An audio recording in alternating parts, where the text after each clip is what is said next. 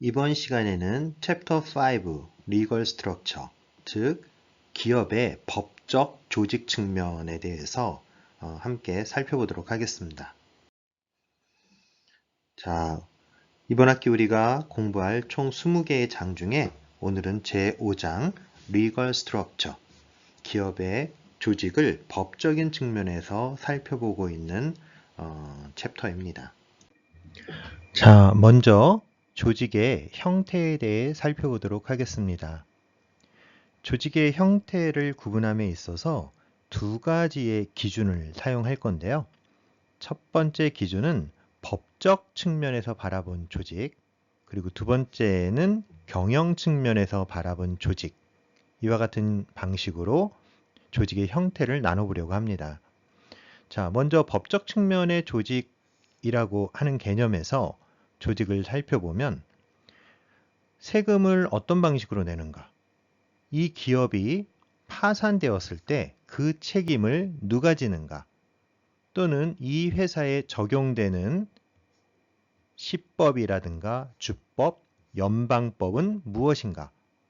그리고 이 기업의 운영을 위해서 필요한 자본을 어떤 방식으로 마련하는가 등등에 따라서 어떤 기업 또는 조직의 형태를 구분할 수 있다라는 의미이고요. 또 다른 측면에서 경영 측면에서의 조직을 살펴보면 기업 경영상의 책임과 권한을 어떻게 분배하고 있는지, 그리고 조직 내의 구성원들이 어떠한 방식으로 의사소통을 하고 있는지에 따라서 조직을 구분해 볼 수 있겠습니다. 경영 측면에서 봤을 때는 통상 우리가 라인 조직과 스텝 조직을 얘기를 하죠.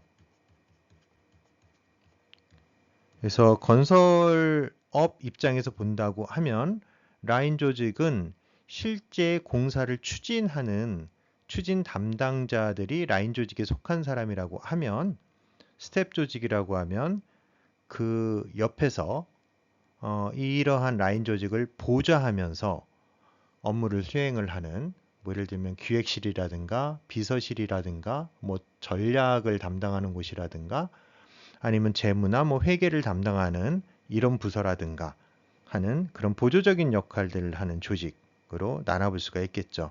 그래서 이러한 측면에서 조직을 나눠본다라고 하면 이것은 바로 경영 측면에서, 관리 측면에서 조직의 형태를 바라본 것이다 라고 얘기할 수 있겠습니다.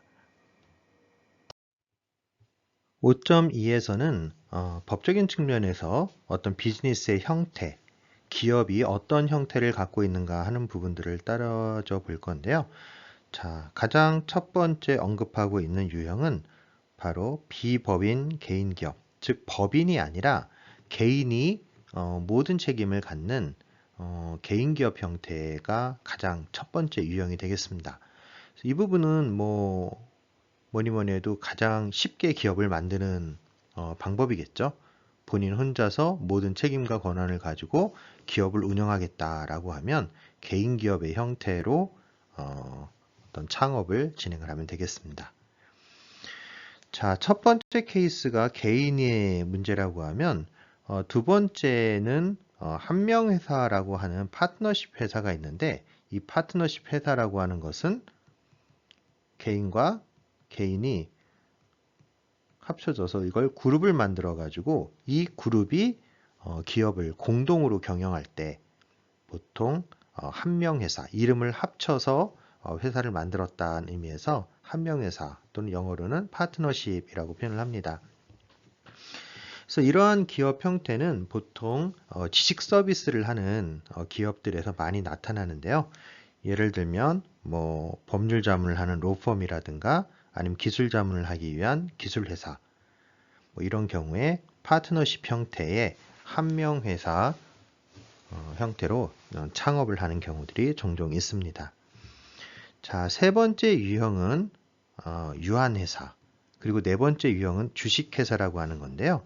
두 회사 모두 공통적으로 기업의 자본금을 마련하기 위해서 스탁이라고 불리는 주식을 갖다 발행을 한다라는 측면에서는 공통점을 갖습니다. 그래서 외부로부터 주식을 팔아서 그 주식을 판 돈을 가지고 기업의 자본을 마련해서 비즈니스를 행하는 거죠.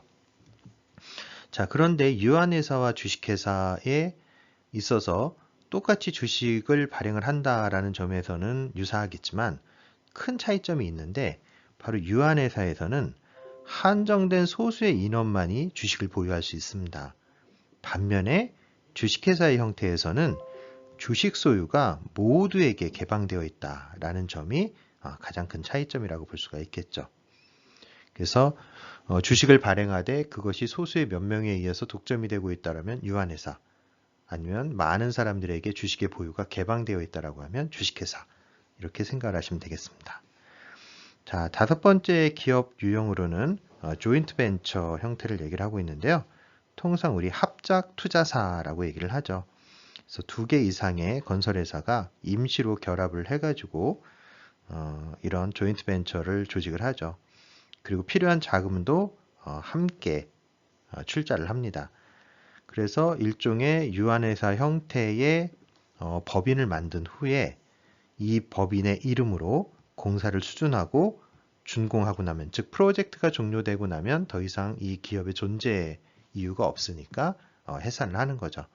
따라서 조인트 벤처는 특정 프로젝트의 시작과 끝 안에서만 존재하는 회사라고 볼 수가 있겠습니다.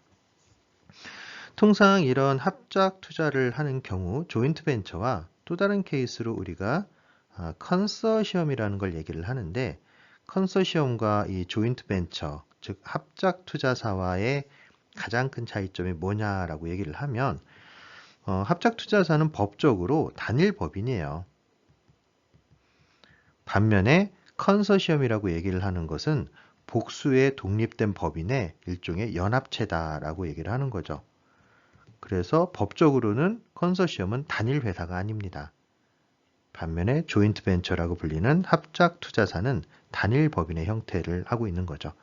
즉 여러 개의 기업들이 연합을 한다라는 측면에서는 비슷한 개념이 있지만 그 회사가 연합을 해서 단일 법인을 구성한다라면 합작 투자사, 법인을 구성하지 않고 그냥 협력체로 남아있는다라고 하면 컨소시엄, 이런 형태의 차이가 있다라고 볼 수 있겠습니다. 대한민국 상법 체계 하에서는 회사의 구성원인 사원의 책임의 형태에 따라서 회사를 기본적으로 5가지로 구분하고 있습니다. 한명회사, 합자회사, 유한책임회사, 주식회사, 유한회사, 이렇게 해서 총 5가지 종류로 구별을 하는데요. 최상위 레벨에 지금 맨 위에 있는 걸 한명회사라고 하고, 합자, 유한책임, 유한, 주식회사 이렇게 되어 있는데요.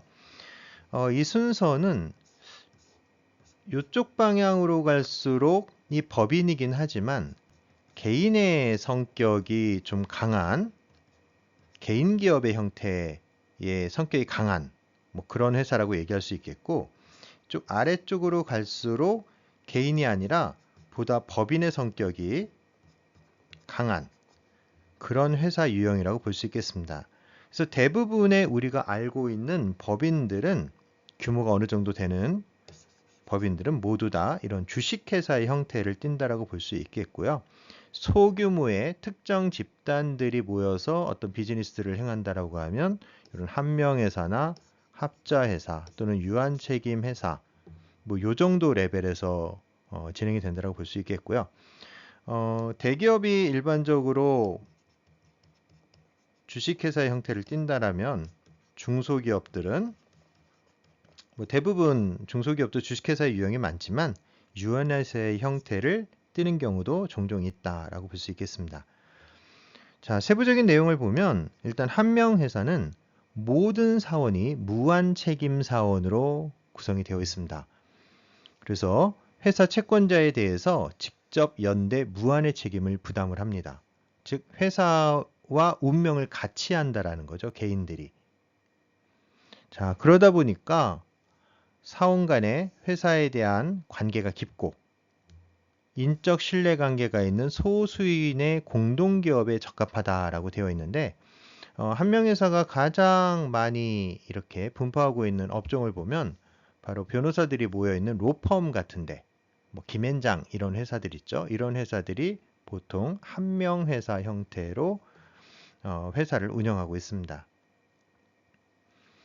자, 한명 회사가 모든 사원이 무한 책임을 지는 사원들로 구성되어 있다고 하면 합자 회사는 이런 무한 책임 사원과 출자액만큼 본인이 출장 금액만큼만 책임을 져도 되는 유한 책임 사원으로 구분을 해서 회사를 운영하게 되는데요. 이런 경우 우리가 합자 회사라고 부릅니다. 자, 다음에 유한 책임 회사라고 하는 건 유한 책임 회사 사원들이 존재를 하는 그런 기업들을 의미를 하고요. 일반적으로 창업 벤처기업이나 사모투자펀드, 세무회계법인들이 이런 유한책임회사 형태를 가지고 있습니다. 그리고 이런 유한책임회사에서는 얼마나 많은 주식을 갖고 있느냐에 따라서 의결권이 많고 적어지는 것이 아니라 사원 1인당 모두 동등한 의결권 한 개씩을 가지고 의사결정을 한다라는 측면에서 조금 조합의 특성을 가지고 있다. 뭐 이렇게 볼 수가 있는 거죠. 자, 다음으로 유한회사는 유한책임 사원만으로 성립되는 회사다라고 얘기를 하고 있습니다. 즉 모든 사원들이 다 유한책임을 지는 그런 사원들로만 구성이 되어 있고요. 이 경우에는 일반적으로 중소기업의 경영에 적합한 뭐 그런 형태를 띠고 있다라고 볼 수 있겠고요. 특히 외국계 대기업의 한국 지사가 이런 유한회사 형태로 구성되어 있는 경우들이 종종 있습니다. 예를 들면 구글 코리아나 애플 코리아 같은 회사들이죠.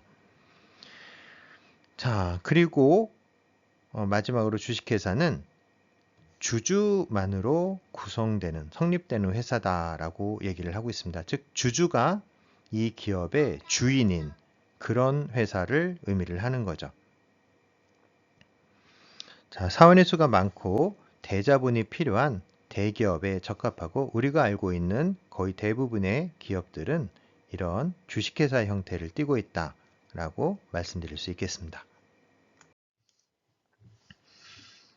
자, 그리고 우리나라에서는 이 종합건설을 위해서 그 일반 건설업 면허들을 관리를 하고 있는데요. 일반 건설업의 경우 크게 업종을 토목공사업, 건축공사업, 토목건축공사업, 산업환경설비, 조경공사업으로 나누어서 면허를 발행을 하고 있고 그 건설사가 어떤 비즈니스를 주로 하느냐에 따라 가지고 여기 있는 업종에 대한 면허를 취득을 할 수가 있는 거죠. 만약에 필요하다라면 뭐 큰 회사 같은 경우에는 여기 있는 업종 중에 복수의 업종에 대한 면허를 보유하고 다양한 스펙트럼을 가진 그런 비즈니스들을 수행하고 있는 것입니다. 자, 우리가 함께 살펴보았던 기업의 유형 중에 첫 번째 기업 유형입니다. 첫 번째는 프로프라이터십이라고 해서 개인 소유의 기업에 대해서 언급을 하고 있는데요. 자, 개인이 기업을 소유하고 있다는 것은 기업에 대한 모든 지분을 1인이 독점을 하고 있다는 얘기가 되겠죠. 따라서 기업과 관련된 모든 의사결정은 개인이 단독으로 결정을 하게 됩니다. 그리고 이 기업에서 어떤 소득이 발생한다 하더라도 그때 세금은 개인으로서의 소득세 형식으로 납부를 하게 되는 겁니다. 결국 회사에 어떤 손실이 발생을 한다면 그것은 개인의 재산 손실로 바로 이어지게 되는 거죠. 그래서 기업의 재정과 개인의 재정이 분리되지 않는, 만약에 회사가 어떻게 돼서 망하게 되면 결국 개인도 망하게 되는 이러한 굉장히 타이트한 관계가 맺어져 있다라는 측면에서 상대적으로 좀 자유롭게 기업을 운영을 할 수는 있겠지만 어떤 위험성 같은 부분들은 상당히 좀 클 수 있는 그런 특성을 가진 것이 개인 소유의 기업 형태입니다. 자, 두 번째 형태의 기업은 한명 회사라고 불렀었죠. 파트너십 회사. 그러니까 두 명의 이름을 합쳤다라는 거니까 개인과 개인의 합으로서 회사가 이루어지는 형태라고 얘기할 수 있겠습니다. 따라서 앞서 이야기한 뭐 세금이나 아니면은 의사결정 구조나 책임이나 이런 것들이 개인에서 개인들의 집단인 파트너 집단으로 확장이 된다라고 볼 수가 있는 겁니다. 뭐 개인이 의사결정을 하던 것들을 파트너 몇 명이 모여서 의사결정을 하는 이런 형태로 개인의 모든 경영 방식이 그룹의 경영 방식으로 바뀌어가게 된다라는 거죠. 자, 이때 결국 이 회사의 파트너십을 결행을 하는 사람들은 통상 이제 파트너라고 얘기를 하는데 그 파트너들도 두 개의 타입으로 좀 분리를 해볼 수 있다라는 거예요. 제너럴 파트너라고 하는 사람은 기본적으로 무한 책임을 지는 겁니다. 그 회사의 경영에 대해서 모든 책임을 지게 되는 거죠. 반면에 리미티드 파트너라고 불리는 사람들은 오로지 그네들의 투자, 예를 들어 가지고 이 기업의 뭐 자본금이 100억인데 그 중에 한 10억 정도를 특정한 리미티드 파트너가 투자를 한 거라면은 그 사람은 오로지 그러니까 투자한 그 금액까지만 손해를 보는 것이 뭐 일반적입니다. 즉 기업 경영에 대한 무한 책임을 지는 것이 아니라 설령 그 회사가 손해를 본다 하더라도 손해에 대한 책임은 없고 오로지 그가 투자한 10% 지분, 즉 10억에 대한 손실만이 발생하게 된다라는 거죠. 자, 이렇게 유한 책임을 지기 때문에 상대적으로 이네들에 대해서는 제너럴 파트너와 달리 경영권은 존재하지 않습니다. 즉 투자자로서의 파트너 역할을 수행하는 거기 때문에 일종의 보면 재무적 투자자의 역할을 한다라고 볼 수 있고 이분들이 실제적인 경영자 역할을 수행한다라고 볼 수가 있는 거죠. 그리고 이때 재무적 투자를 할 때 tangible asset에 대한 투자만이 가능한데 그래서 tangible asset이라고 부르는 놈들은 유형재산, 즉 형태가 있는 그런 자산들을 의미를 합니다.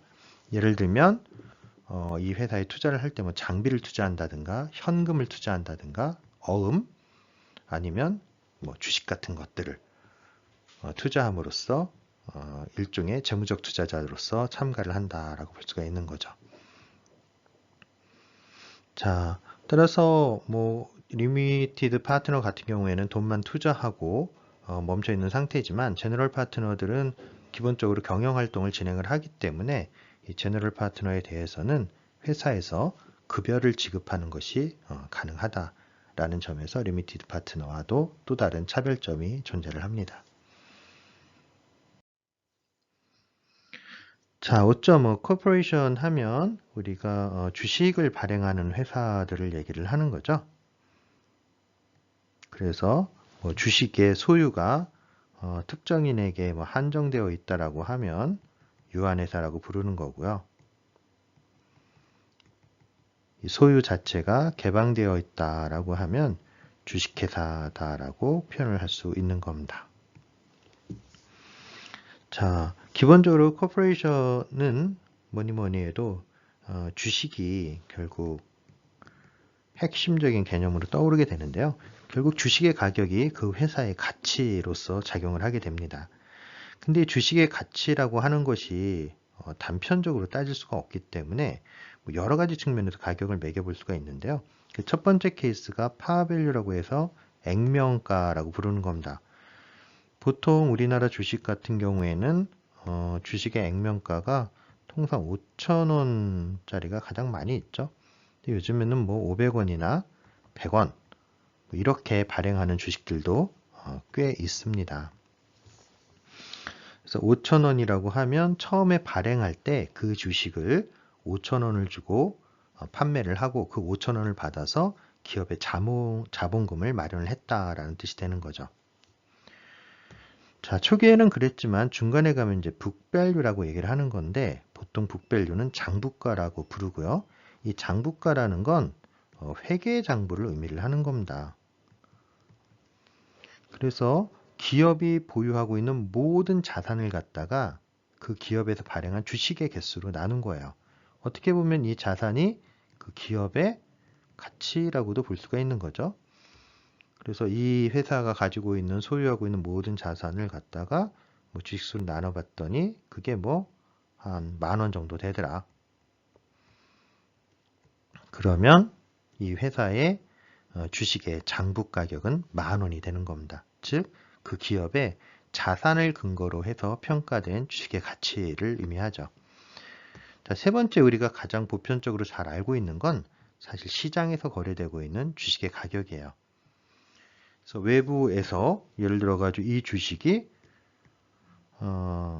하나에 5만 원에 거래가 되고 있다라고 하면 실제로 발행할 때는 5천 원밖에 되지 않았지만 그리고 자산 규모로 봤을 때는 10,000원 정도 되지밖에 안 되지만 5만 원 정도에 팔리고 있다라는 거죠. 만약에 이런 상황이 된다라면 어떤 기업의 이 잠재력이라고 하는 부분이 또는 성장 가능성이라고 하는 것이 굉장히 높게 평가된 상황이다라고 볼 수 있는 거죠. 거꾸로 기업의 잠재력이나 성장 가능성이 낮다면 뭐 예를 들어서 액면가가 5,000원이라 하더라도 시장에서 거래되는 가격은 1,000원 이렇게 떨어질 수도 있다라는 거예요. 그래서 어떤 기업의 주식을 평가를 할 때 액면가와 장부가와 그리고 시장가를 비교를 해보면 아, 이 회사가 시장에서 지금 어느 정도의 평가를 받고 있는 기업이구나, 잘 나가는 기업이구나, 아니면 좀 어려운 기업이구나 하는 것들을 쉽게 판단을 해볼 수가 있죠. 자, 건설기업은 주식회사 형태를 띈다고 하더라도 통상 주식을 주식시장에 잘 상장하지 않는 그런 미공개된 기업이 많이 있습니다. 뭐 이유는 여러 가지가 있을 수 있겠지만 다른 제조업사에 비해서 상대적으로 주식시장에 공개되어서 즉 누구나 주식을 사고 팔 수 있는 형태로 공개되어 있지 않은 그런 기업들이 많이 있다라고 이야기를 하고 있습니다.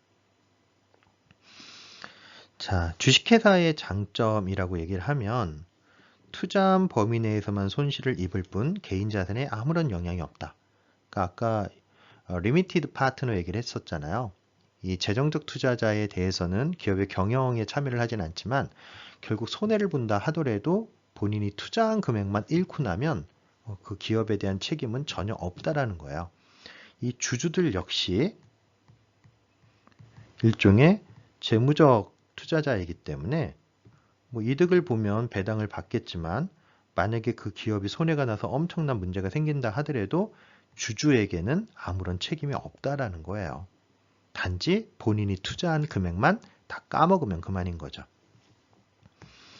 자, 또한 주식회사를 운영을 하면 절세 효과가 있는데요. 기본적으로 개인소득세 형태로 내던 세금을 법인소득세 형태로 내게 되고 상대적으로 개인소득세에 비해서 법인소득세가 저렴하기 때문에 개인기업으로 운영할 때보다는 이런 법인으로, 즉 주식회사로 운영을 했을 때가 훨씬 더 세금을 내는 부분들은 절감이 될 수가 있는 거죠.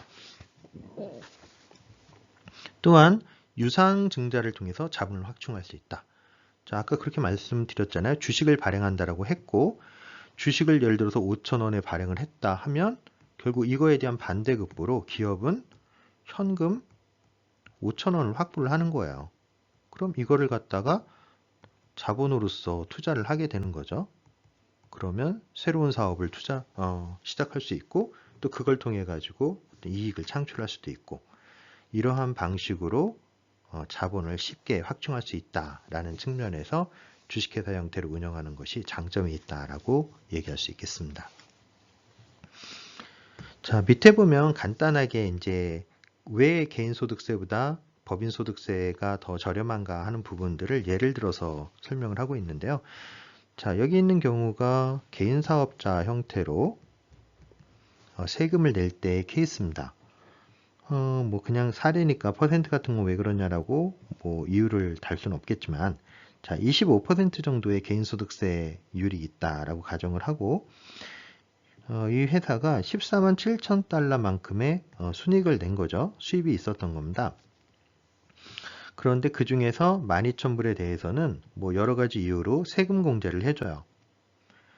이런 경우에 이제 세금을 따져보면 보통 이 디덕션은 공제 부분이죠.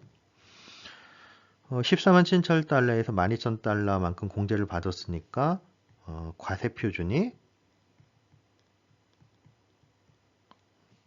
13만 5천 달러가 되는 거고요. 거기에 대해서 25% 세율을 매기면 우리가 내야 되는 세금은 33,750달러 뭐 이렇게 예측을 해볼 수 있다라는 거야. 개인 소득세 형태로 낸다라고 하면.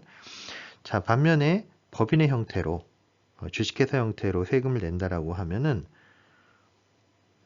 세금이 조금 더 줄어들 수가 있는데요. 여기 같은 경우에는 뭐 3830달러 정도가 산출이 됐는데 세금이 계산되는 방식을 좀 보면 14만 7천 달러만큼의 어떤 순이익이 발생을 했는데 그 중에 8만 5천 달러를 4D의 급여로서 공제를 한다라는 거예요. 비용이 들어간 거니까. 그래서 급여로 받고 나면 나머지 14만 7천 달러에서 8만 5천 달러를 빼니까 6만 2천 달러만 남고 그것이 바로 그 기업의 과세 표준이 되는 거죠.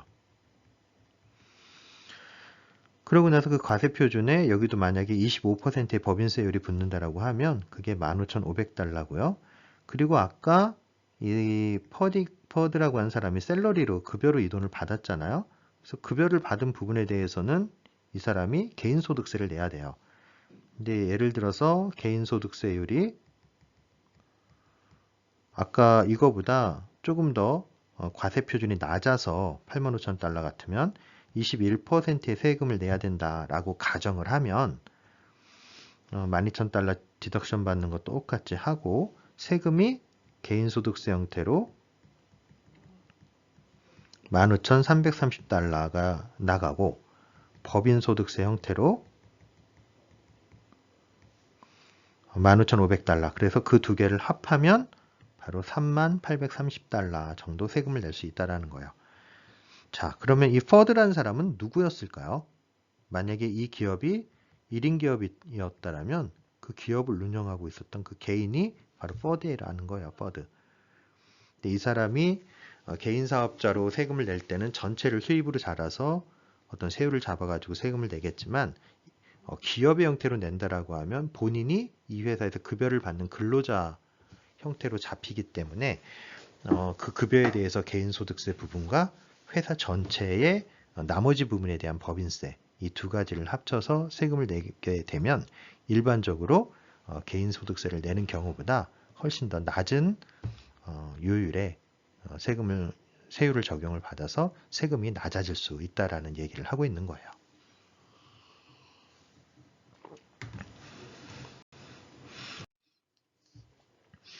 자, 여기 피겨 5.1에서는 어떤 주식의 형태의 뭐 미국의 거긴 하지만 하나의 사례, 그러니까 주식이죠. 예를 들면 증권이라고 불리는 놈의 사례를 갖다가 하나 보여주고 있어요. 참고로 우리나라에서는 우리가 특정한 사업을 진행하고자 할 때 개인 사업자 또는 법인 사업자 형태로 사업자 등록을 해서 사업을 진행할 수 있는데요. 이때 약간의 차이가 있습니다. 일단 개인 사업자의 특징을 살펴보면 사업에 대한 이익금을 사용하는 데 있어서 어차피 개인이 회사의 주인이다 보니까 매우 자유로운 그런 장점이 있는가 하면 법인 사업자에 대해서는 사업 이익금을 개인적으로 사용하는 것이 불가능하죠. 왜냐하면 회사의 주인이 개인이 아니라 이 개인과 법인이 완벽하게 분리가 되어 있는 형태이기 때문에 그렇습니다. 개인 사업자의 경우 사업에 관련된 모든 책임이 사업주에게 귀속되는가 하면 반면에 법인 사업자의 경우에는 사업 관련에 대한 책임이 유한적이다라는 부분이 차이가 있습니다. 자, 그리고 일반적으로 법인 사업자에 비해서 개인 사업자는 신용 등급이 좀 낮다라는 그런 일반적인 특성을 갖죠. 그리고 개인 사업자의 경우 세금의 측면에서 종합소득세를 납부하는 반면 법인 사업자는 법인세를 납부하게 됩니다. 자, 세율을 한번 비교해 보면 종합소득세는 6에서 45%의 세율이 부과되기 때문에 일반적으로 10에서 25%가 부과되는 법인세보다는 많은 세금을 내게 됩니다. 특히나 4,600만 원 초과시 24%가 적용이 되기 때문에 기본적으로 4,600만 원 이상이 되면 무조건 법인세보다는 더 많은 세금을 내는 그런 꼴이 되는 거죠. 그리고 최고 세율은 10억 초과 구간에서 45%의 세율이 적용되고 있습니다. 자, 반면에 법인세는 200억 초과 시 20%를 적용받고 있고 최고 세율은 300억 이상, 300억 초과할 때 25%의 세율이 최고 세율이 되겠습니다. 우리가 주식회사 형태로 사업을 운영한다고 했을 때 회사에 보면 이사님들이 많이 계시는데요. 그 이사님들 보면 일부는 등기이사고 일부는 비등기이사입니다. 그리고 이 등기냐 비등기냐 하는 것이 매우 큰 차이를 보이게 되는데요. 자, 일단 주식회사에서는 주주총회, 이사회, 감사 등 3개의 기관이 중요한 역할들을 수행하게 됩니다. 이 중에서 이사회라는 것은 회사의 경영 전반에 걸쳐 아주 중요한 의사결정들을 의결하는 기구예요. 그러니까 최고 의결기구라고 볼 수 있는 기관이 바로 이사회입니다.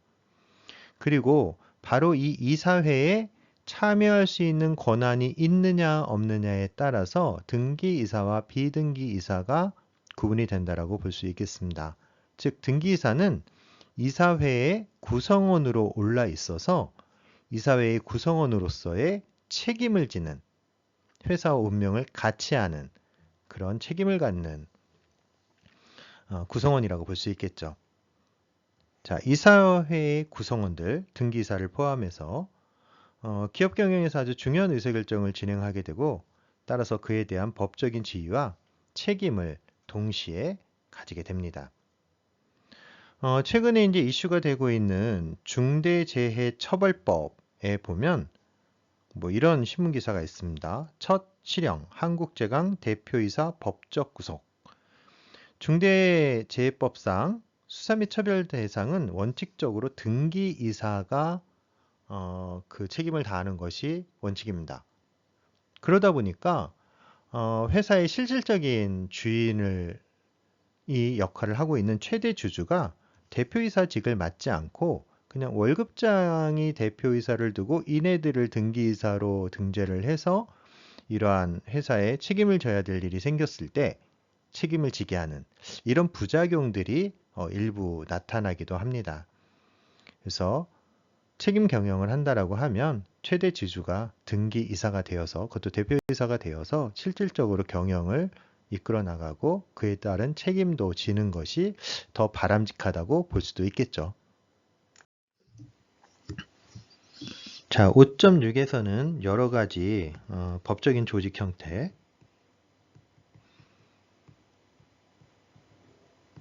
상호 간의 이제 비교를 좀 한번 수행을 해보고 있는데요. 기본적으로 이런 리걸 스트럭처가 어떻게 되어 있느냐에 따라 가지고 상당히 달라지는 부분들이 있다라는 거예요. 조금 전에 살펴본 것처럼 세금 많이 달라집니다. 그리고 기업을 설립하는 데 들어가는 비용들도 많이 달라질 수 있죠.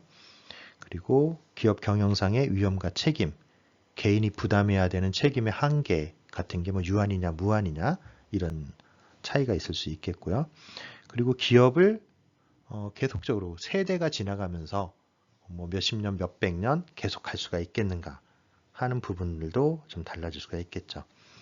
또한 의사결정이 얼마나 효율적으로 진행될 수 있는가 하는 부분, 그리고 법적인 제약은 있는가, 그리고 자본의 조달 방법이나 아니면 용이성 같은 측면에서도 차이가 발생할 수 있습니다.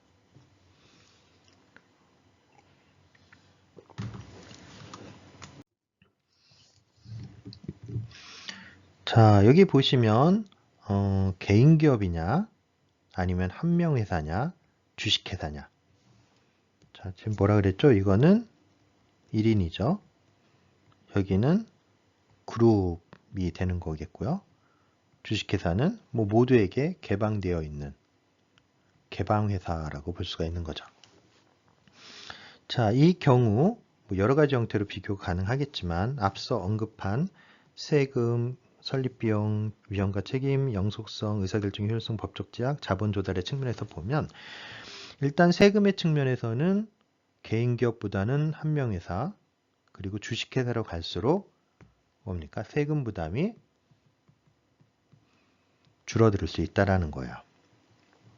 기업의 설립 비용은 당연히 개인 기업일 때가 좀 쌀 테고 상대적으로 한 명회사나 주식회사로 갈수록 비용 부담이 증가를 하게 되겠죠. 위험과 책임의 측면에서 봤을 때는 개인과 이 경우 개인 기업의 경우에는 결국 개인과 기업이 결국 동일한 취급을 받잖아요. 따라서 기업이 망하면 개인도 망하는 겁니다. 하지만 주식회사에서 주주들은 오로지 유한 책임을 진다라고 얘기를 했었잖아요. 최대 손실은 얼마냐 하면 본인의 투자액이에요. 본인의 투자액 이상으로 손해볼 일은 절대 없다라는 거죠.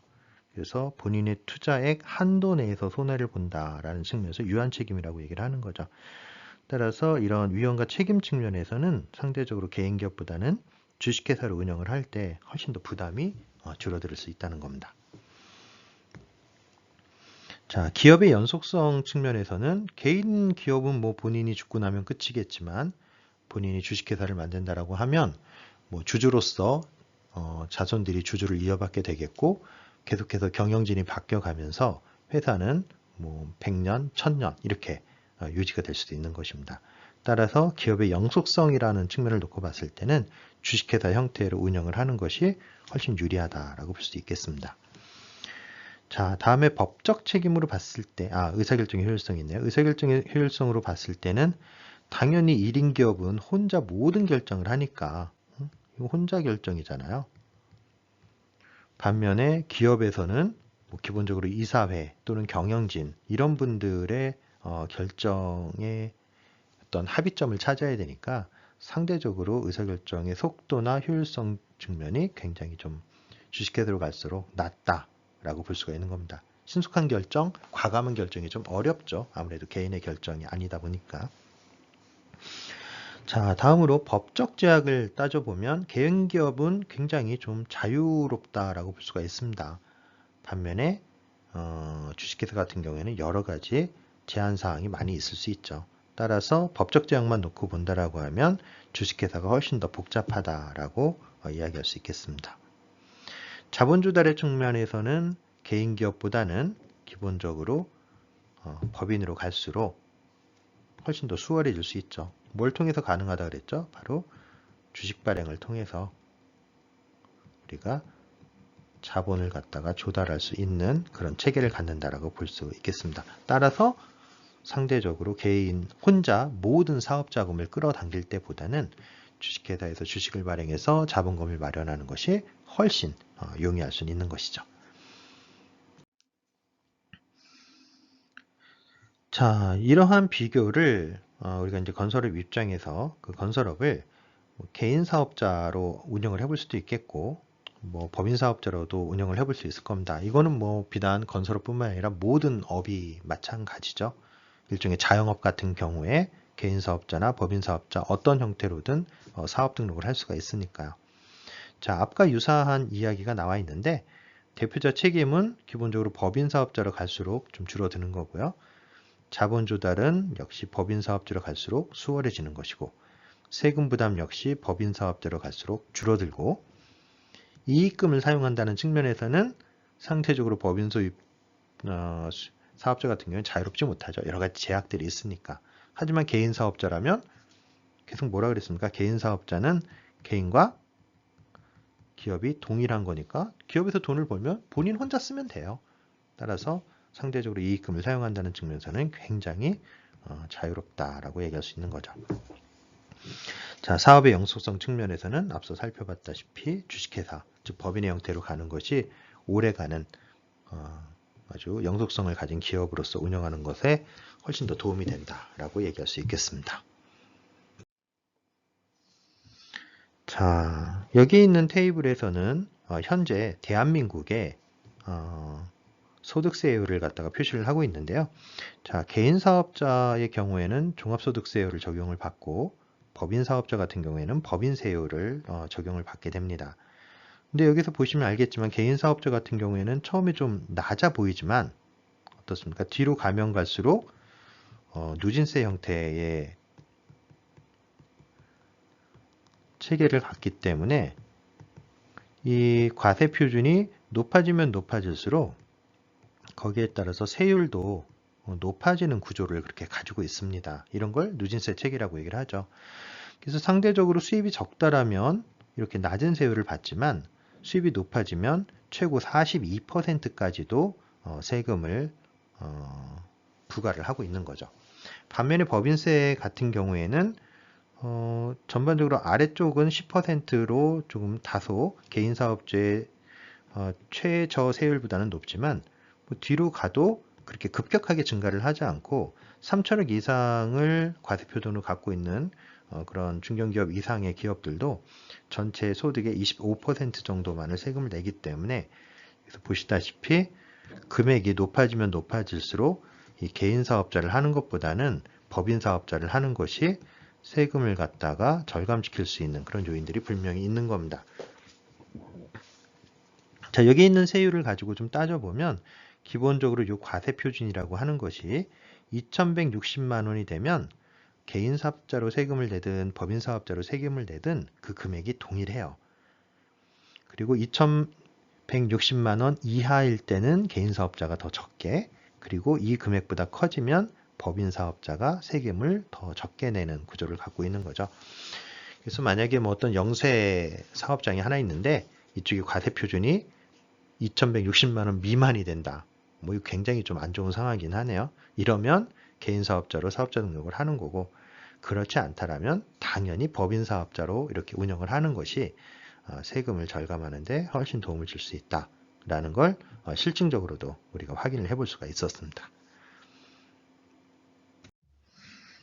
5.7에서는 조인트 벤처에 대해서 다루고 있는데요. 그리고 앞서 조인트 벤처를 합작 투자사라고 공부를 했었죠. 기본적으로 2개 이상의 복수의 건설회사가 임시로 결합을 해서 조직을 만들고 출자를 해서 유한회사 형태의 법인을 만드는 겁니다. 그리고 이 하나의 법인 이름으로, 단일 법인의 이름으로, 이제 기존에 있었던 건설회사라는 건 의미가 없고요. 이 공사에 대한 모든 책임과 권한은 이렇게 새롭게 만들어진 합작투자사 법인, 당연히 단일이겠죠. 의 모든 책임과 권한이 집중이 되고 그 영역 바깥을 벗어나지 않는다라는 거죠. 즉, 이 회사와 이 법인과 최초의 이 조인트 벤처를 구성했던 건설 회사는 더 이상 관계가 없다라고 이해를 하셔도 될 것 같아요. 어쨌든 이 공사에 대해선, 이 프로젝트에 대해선 이 단일 합작 투자사가 공사를 수주를 하고 준공을 하고 난 이후에 해산을 하는 방식으로 운영이 됩니다. 가장 중요한 건 이 법인이 모든 책임과 권한을 갖고 있다라는 게 의미가 있는 것이죠. 원청회사, 그러니까 원래 회사와는 관계가 없는 그런 별도의 법인으로서 존재를 한다라는 게 조인트 벤처의 특징이라고 할 수 있겠습니다. 당연히 여러 시공사의 팀이나 그룹 형태로 존재를 하는 것이고요. 이러한 조인트 벤처의 어떤 시초가 되는 그 모형은 1930년대 미국에서 뉴딜 정책의 일원으로 이뤄졌던 하버댐 건설을 위해서 6개의 당시 미국의 대형 건설사가 연합을 해서 하버댐 건설을 수행을 했다는 부분에서 시초를 찾아볼 수가 있을 것 같습니다. 자, 이때도 6개 대형 건설사가 연합을 했고 그 연합된 팀이 이 하버댐 건설을 위해 가지고 함께 작업을 수행했다라는 점에서 조인트 벤처와 유사성이 있는 것이죠. 자, 기본적으로 조인트 벤처링과 관련된 형태의 2가지 기업 형태가 있는데요. 계속 우리가 얘기하는 조인트 벤처는 합작 투자사, 즉 단일 법인을 의미를 하는 거고요. 반면에 조인트 벤처와 유사하지만 실질적으로 단일 법인을 이루지 않는 독립된 법인의 연합체로서도 사업을 수행할 수 있을 텐데 이런 경우에는 합작투자사라 부르지 않고 컨소시엄이라고 부르죠. 그래서 컨소시엄은 법적으로 단일 법인이 아니라 기존에 있었던 하나하나의 건설사들의 연합체 정도다라고 이야기를 할 수 있겠고, 이 안에서 통상 지분 참여를 통해 가지고 예를 들어서 뭐 3개사가 공동으로 컨소시엄을 구성을 한다고 하면 각자의 지분율을 뭐 50%대 30%, 뭐 20% 해서 어떤 턴키 사업에 참여를 한다. 뭐 이럴 때 컨소시엄이라는 표현을 쓰는 거죠. 이렇게 컨소시엄을 구성을 해도 어쨌든 이것은 단일 법인은 아니다.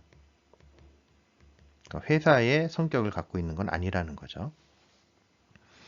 자, 이러한 조인트 벤처는 기본적으로 프로젝트 기간 내에만 존재를 하고 프로젝트가 종료가 되면 당연히 프로젝트와 함께 그 생애도 마감을 하는 형태. 즉, 프로젝트의 생애 주기와 조인트 벤처의 생애 주기는 동일하게 움직일 수밖에 없는 것입니다.